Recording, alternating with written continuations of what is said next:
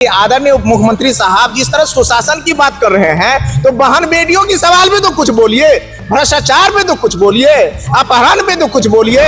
कि गौतम कृष्ण को की भी कैसे सरेआम धमकी दी गई थी, आपने देखा था या नहीं? क्या वाजिब है कि कोई बहन बेटियों की सुरक्षा के सवाल पे अगर प्रश्न खड़ा करता है, इसमें क्या गलत है? गरीबी है, भूखमरी है और क्या कहते हैं पलायन है, उद्योग कल कारखाने का उद्धार है। न्याय की लड़ाई हम लोग लड़ने वाले हैं, न्याय दिलाएंगे, संघर्ष जारी रहेगा। बिल्कुल मिलेगा, लड़ने वाले में से हैं। स्वराज पोस्ट देख रहे हैं, अपना नाम है निकेत पाठक। पप्पू यादव को जिस तरह से रात को गिरफ्तार किया गया, उस पर राजद के नेताओं की प्रतिक्रिया सामने आ रही है।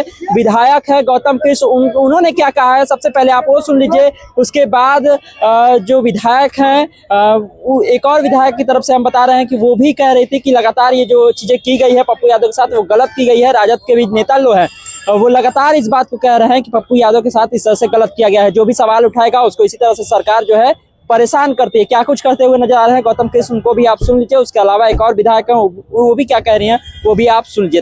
केस और धमकी ईडी सीबीआई तेजस्वी यादव जी हो या पप्पू यादव जी हो या गौतम कृष्ण हो, आपने कल भी देखा होगा कि गौतम कृष्ण को की भी कैसे सरेआम धमकी दी गई थी, आपने देखा था या नहीं? सरेआम धमकी दी गई थी, यानी सत्ता से सवाल मत पूछिए। लेकिन विपक्ष के नेता जब सवाल उठाने छात्रों पर तो इस तरह की गिरफ्तारी होगी, तो वही वो तो कह रहे हैं कि सत्ता निरंकुश हो चुकी है। उनका सीधा सा मानना है कि सत्ता से सवाल मत कीजिए। मैं पूछता हूँ, इसमें क्या वाजिब है कि कोई बहन बेटियों की सुरक्षा के सवाल पे अगर प्रश्न खड़ा करता है, इसमें क्या गलत है? कोई सब आप बताइए। आप पत्रकार भाइयों, आप पत्रकार के साथियों, मीडिया के साथियों, आप भी बताइए।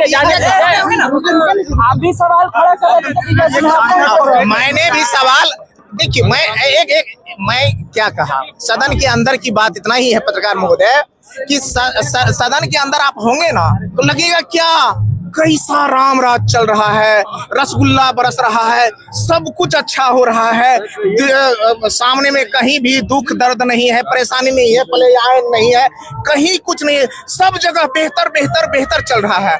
जब बाहर आते हैं तो लगता है बहन बेटियों की इज्जत लूटी जा रही है, हत्या और बलात्कार और मर्डर हो रहा है, क्या कहते हैं गरीबी है, भूखमरी है और क्या कहते हैं पलायन है, उद्योग कल कारखाने का उद्धार है। तो यही जो कंट्रोवर्शियल चीज, तो मैं तो नया आदमी हूँ, तो मैं अभी समझौतावादी हुआ नहीं हूँ।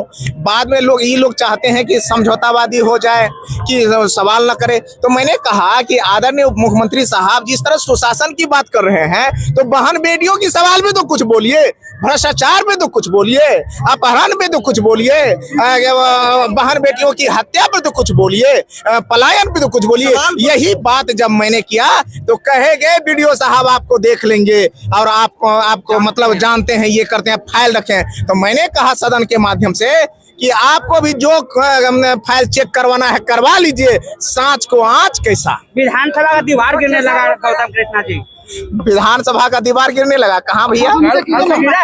भैया भ्रष्टाचार में जब सब कुछ है तो दीवार क्या, हम तो कहते हैं कुछ बच गए। तो ये जो बिहार की बेटियों की आवाज उठाए, उनके गिरफ्तारी हो गया, उनके साथ ये गलत है, ये गलत है भैया, मैं तो कह ही रहा हूँ गलत है, उनके साथ गलत।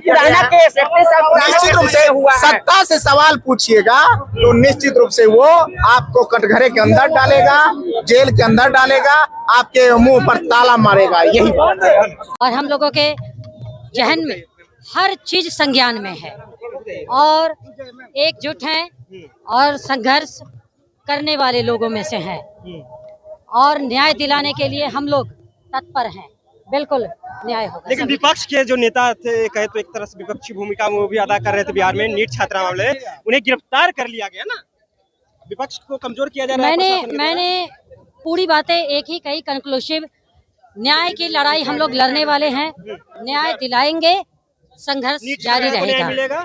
बिल्कुल मिलेगा, लड़ने वाले में से हैं, आवाज बुलंद करने वाले हैं और अन्याय सहने वाले लोग नहीं है और न ही साथ देने वाले में से हैं हम लोग। बिल्कुल न्याय मिलेगा। बिहार की बेटियों का इस तरह से अपमान, बिहार की बेटी, जागरूक जनता, सब मिलकर हम लोग न्याय दिलाएंगे। तमाम सारे अपडेट के लिए आप इस तरह स्वराज पोस्ट से जुड़े रहिए। यूट्यूब पर देखकर हमारे चैनल को सब्सक्राइब करिए, फेसबुक पर लाइक करिए। धन्यवाद, नमस्कार।